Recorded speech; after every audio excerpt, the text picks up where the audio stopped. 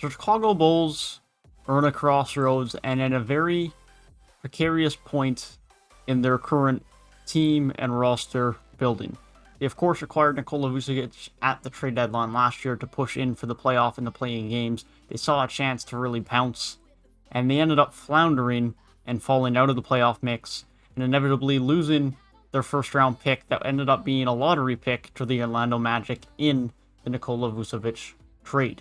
They now are in a scenario where Zack Lavine is an impending unrestricted free agent after this upcoming season. They currently have Markkanen as a restricted free agent. They have a lot of decisions to make for this team moving forward and some potential loss of their star player in Zack Lavine and Vucevic only having 2 more years under his contract. There's some real concern that things could really be blown up and changed in Chicago. But we're going to be talking about some of the upside that they also have in this team as well, especially in Patrick Williams, who looks like he could really be the real deal and a very significant piece for this team moving forward.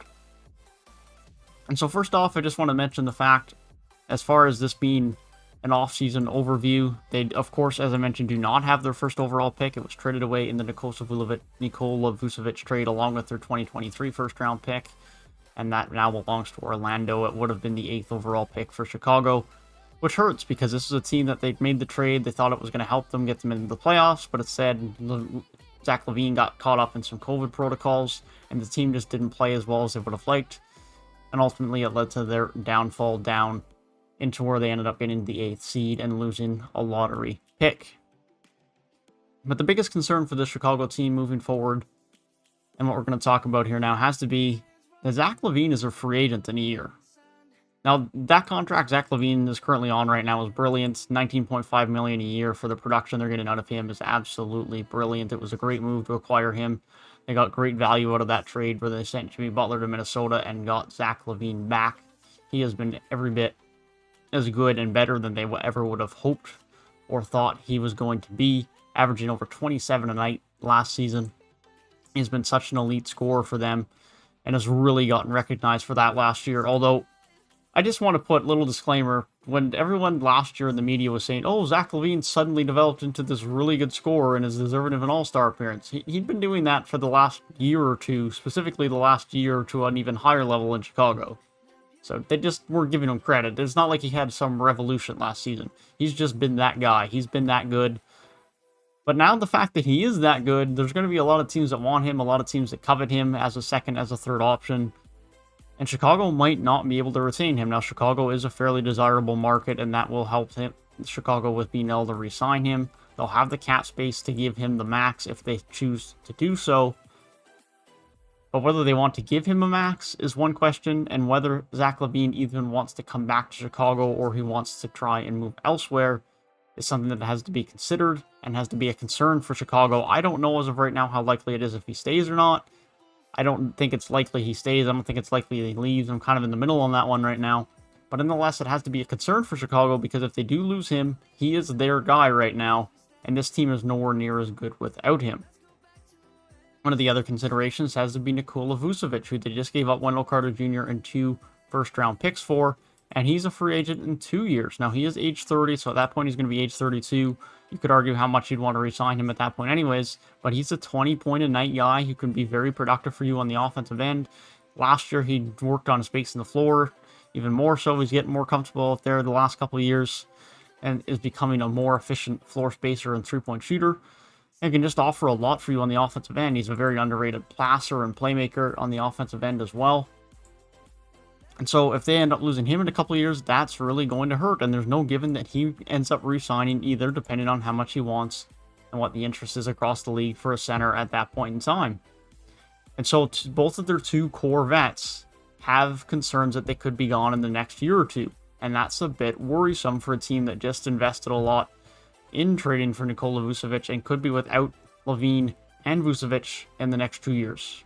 But let's talk about the positives for this team before we get into talking about what could happen with Markkanen this summer.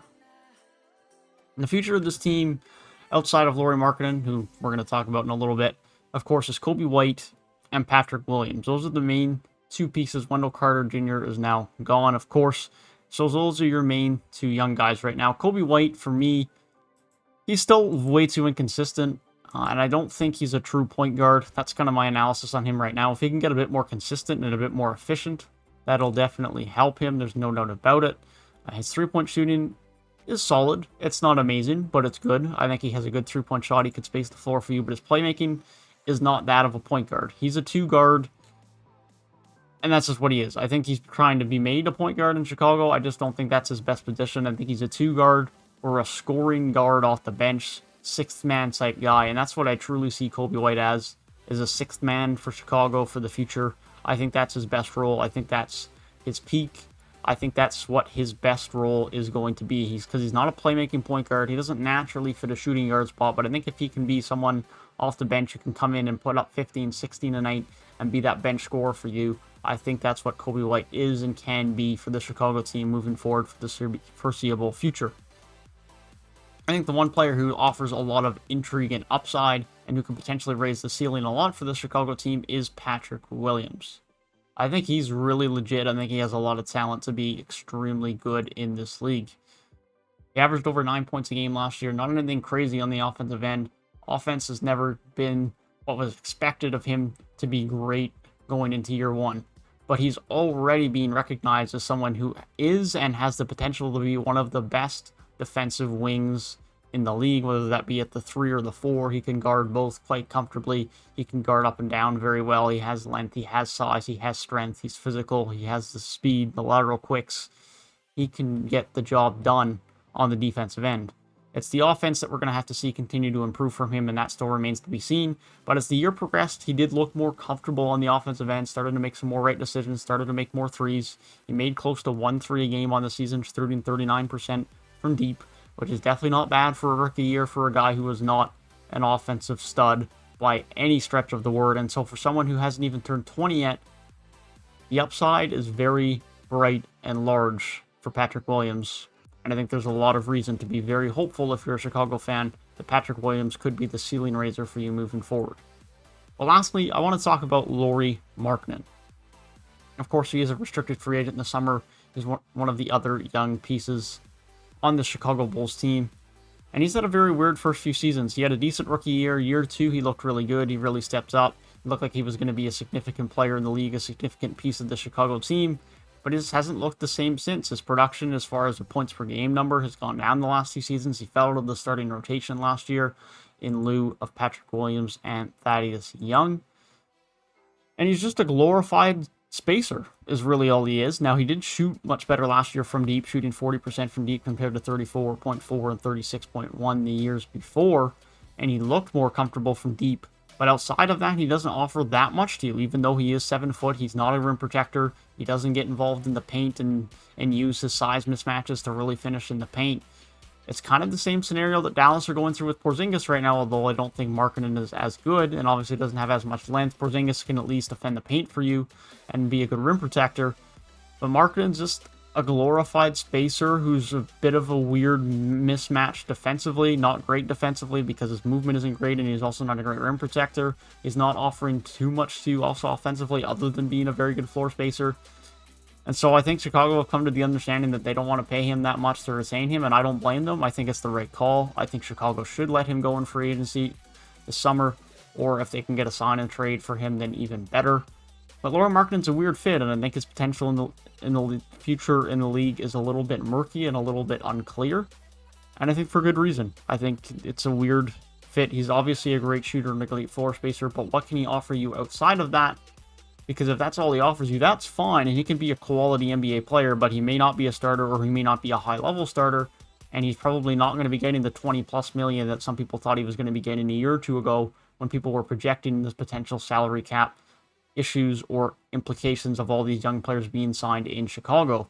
Because he's just not going to get that anymore, and I don't think his future really lends to that unless we see a change in the style or development in play in his game.